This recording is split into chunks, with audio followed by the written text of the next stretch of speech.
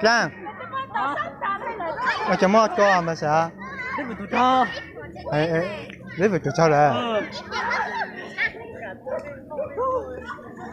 Hay tê tụi nó sao?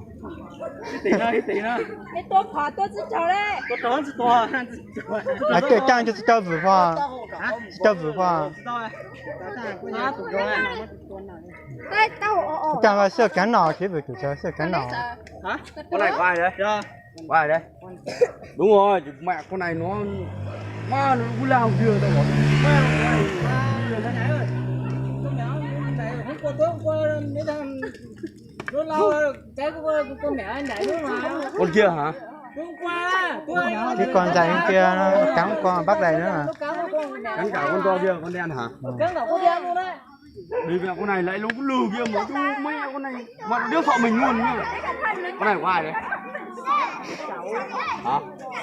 Đúng rồi, nó lao nó cứ sợ mình luôn cái này. Sụp cắn được anh nọ. Ở đâu mà đánh được nó? Làm con chữ tình nó tao ôn lên mọi cái cho ba. Giá tao chứ tình nó đã ăn giá tao chứ tình nó tao đấy bỏ này con này nữa. Con nhà hay con nhà cắn này. Con cắn nhau con này nữa. Vài mấy cái con này luôn.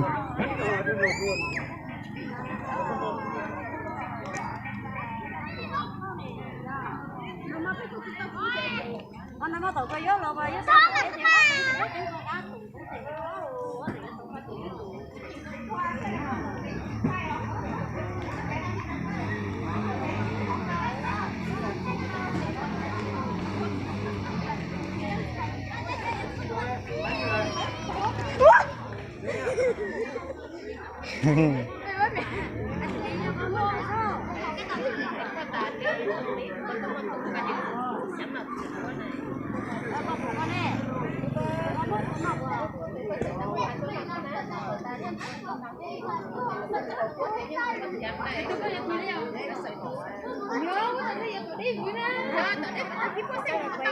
có cần đông đâu có tại anh